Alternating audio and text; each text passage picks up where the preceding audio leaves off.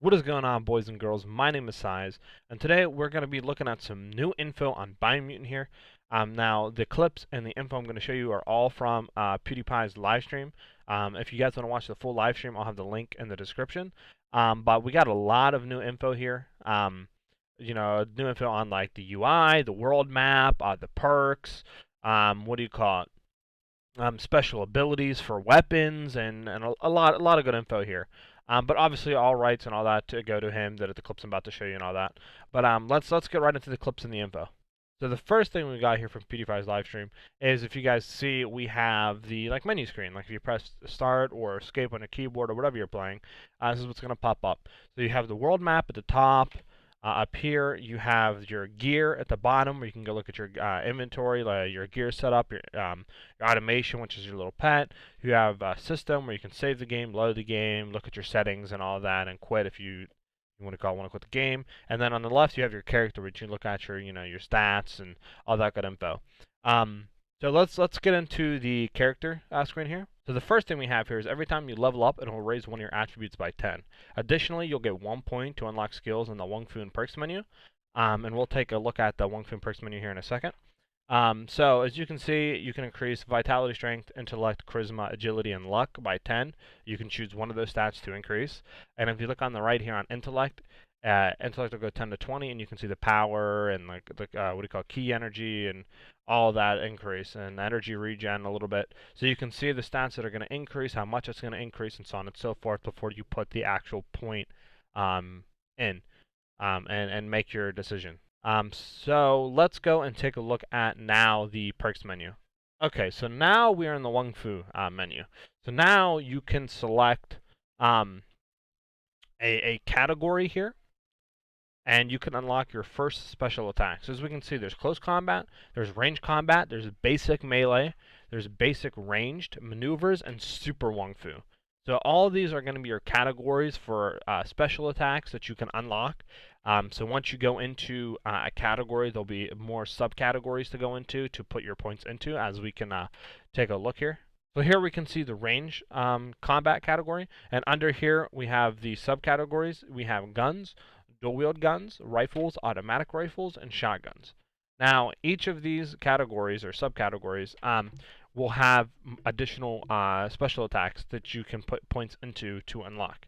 Now, if we go and take a look at those special attacks, we can see here, if we go under the dual-wield guns subcategory, we have 3 perks that we can put in here: Two-Faced Cobra Grip, Ethereal Horse, and Beetle Stone. So now if we look at Ethereal Horse, it says finish your ranged weapon chain by throwing both your firing guns. This is a special attack. Hitting an enemy with it will fill up one super Wangfu icon. And put sequence is Alt, right click plus left click. So we can see that there's multiple special attacks that you can, you can put a point into under each subcategory here. And if we look at the other one, the Two-Faced Cobra Grip, you can see that it is the same thing as the dual-wield melee skill, but it's just you can now dual-wield one-handed guns, which I think is insanely nice. I'm so down to make dual-wield gun gameplay or builds and dual-wield melee builds and a whole buttload of stuff. So this is, to my knowledge at least, is the first time that I've seen this type of perk system, where you can put perks in a subcategory and stuff like that. Now, I haven't been in the community too long. I've only found out about this game a few days ago, like a week and a half ago. So I haven't kept up with the info that they've been leaking. So this might already been seen in their like gameplay showcase and stuff like that, or like at E3. But this is the first time I've seen it in this good of quality. So there is a lot of customization you're going to be able to do. And also, as we can see here too, to get some of the perks or special attacks, you're going to need more than just 1 point. So you're going to need to level up and save a little bit to get some of the better ones. Well, with that being said, let's go and take a look at the next piece of info that we got. So the next piece of info here we have is perks. So if we see here, there is 2 different categories for perks. There's general perks and there's your class perks. So PewDiePie went with the Saboteur class. So he has the Saboteur class perks as well as, like I said, the general class perks. So if we go and take a look at the Saboteur class perks here, we see that he has hypergenetic, the what do you call it, the base perk that the class comes with. He also has reflexes, which weapon-based range attacks from enemies have a 10% chance to miss you completely. He also has agile. Your dodge distance is increased by 20%. Moving target, your basic movement speed is increased by 5% when in combat. And evasive, your armor is increased by 20% while dodging and or in the air.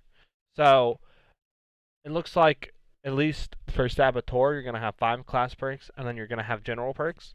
And now general perks is for every class in the game that you're going to be able to go through and what do you call it, handpick a bunch of perks. So let me just go take a look at that while I continue talking here, so you guys can see what I'm talking about. So now we have a look at the general perks. Now I'm assuming that these general perks are just perks that any class in the game can get. Doesn't matter what class you choose, you're going to see the same perks here. I'm not too sure if the perks that the other classes have are under here, or if you have to get those perks through a different way. But they've already said that you're going to be able to get all the perks that the different classes have unlocked, and you're going to be able to use them. So you're not going to be, shackled down to what your class what your what do you call it, class has on creation. So that's nice. But beyond what we see right here on the screen, PewDiePie doesn't really go through the general perks, so I can't really what do you call it, give any more info out on them right now. Um, so whenever we see more of these general perks and the class perks, I'll give you guys an updated video. But let's get into the next info here. Now the next piece of info we have here is just the gear inventory UI. Now we've seen this before, but I figured I'll just throw it in here. Now as we can see, his webcam is blocking the armor. There's not much I can do about that, but you can see like armor stats, your melee and range weapon stats, and all your what do you call it, stats under that, your fire rate or your crit chance and all that for all your stuff. So you can see all your stats that you have here and your resistances and all that, as well as you can see what gear you have slotted in. But as we can see here, there's different snap points of the gear. So you have like your back, your hands, your shirt, your torso, all that. Your head, weapons.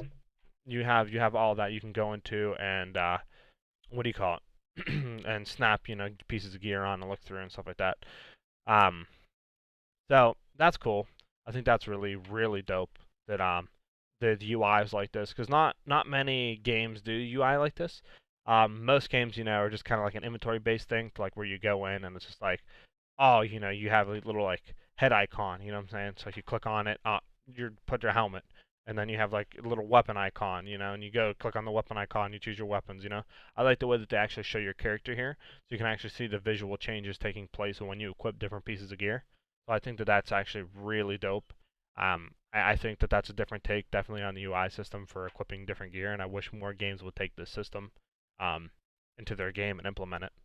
But with that being said, just wanted to show you guys this, what do you call it, UI real quick. But let's get into the next piece of info here. So for the next piece of info here, is the stat details. You can actually go in and see every details of each stat. This here for armor, we can see that it says the amount of armor this item provides. The higher your overall armor, the less damage you'll take from non-hazardous enemy attacks. So if you're not too sure what a stat does, you can go into this stat details UI, and it'll tell you exactly what each different stat in the game will give you or what it does. So that is just a pretty cool, unique thing, just to giving people info out there that are confused about like, oh, what does crit chance do, or what does your armor pierce do, so on and so forth. So just a quick little piece of info I thought I would just throw in this video real quick. But with that being said, let's get into the next piece of info. So the next little thing is just the outfit menu. This is going to be a quick one. Basically, it's just like your loadouts. You can click on different outfits, to have basically just different loadouts. That's all it is.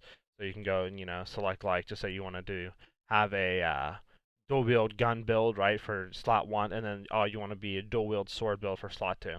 You can just what do you call it, come here to your outfits and click on 1 or 2 and swap between those two builds. So that's pretty cool. Just make multiple builds and swap them in and out real quickly. So this way you don't have to make multiple different characters, or what I'm saying, bunch up your inventory with a bunch of different stuff. But that's it for this. Let's go into the next piece of info. So here we have the aura screen. Now what the aura screen is your choices throughout the game. So there's dark and light aura. So this is going to affect your path that you're taking in the game. So if you want to take the dark path and be like evil, or if you want to take the light path and be good type stuff, right? So as we can see, it says, what do you call it, down at the bottom right, it says his dark and light, and as we can see, it says a somewhat dark aura.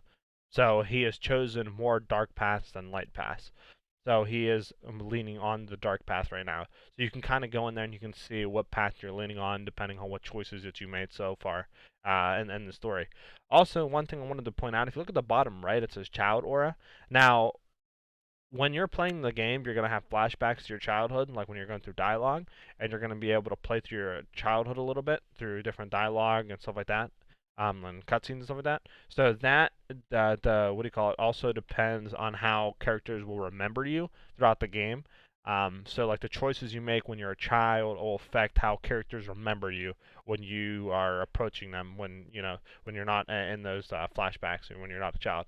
So I think that's actually really cool that the game has an option like that to where you actually choices that you make when you were a kid affects how characters and people will remember and interact with you when you're playing through the game.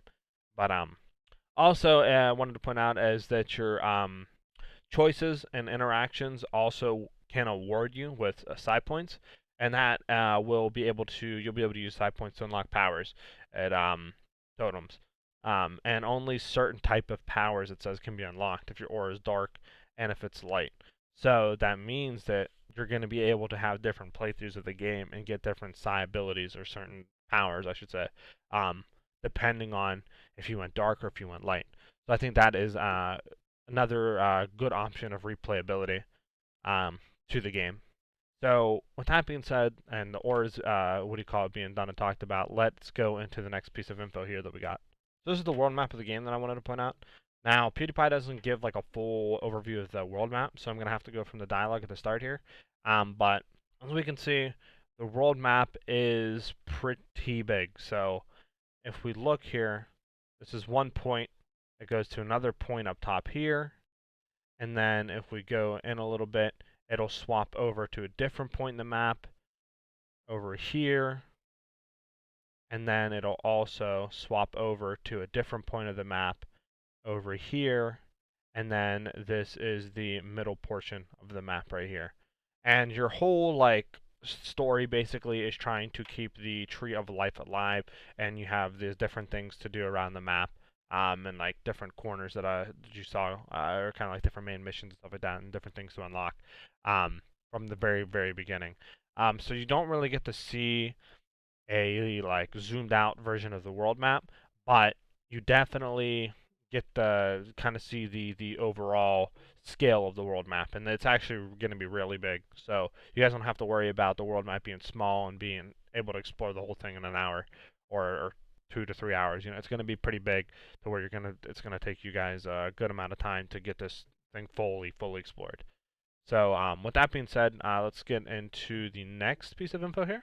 So the next piece of info we have here are your mutations. Now, mutations, you get points to unlock different type of abilities through mutations by making choices in dialogue and what do you call it, interacting with shrines and captive civilians and a bunch of stuff that you get to unlock the points. But here on side powers, as it goes on, we can see there's a lot of abilities. So you have Blaze, you have Blink, you have Sizzle Ball, which is a fireball.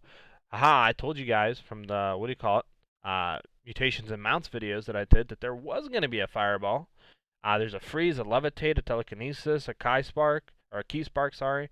There's a lot of abilities, and these are just for side powers. You also have other categories to go under too. To unlock different abilities and skills. So there's going to be a good amount of a customization here and build diversity into each of the what do you call it, builds that you're going to want to do.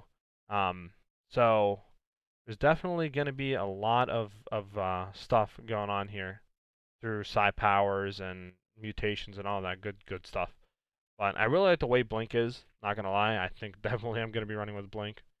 But let's get into the next piece of info here. The last piece of information I'm going to share with you guys, because if I explained this whole video and broke it down in details, it would be over an hour long. So I'll leave the video link into the description if you guys want to watch that.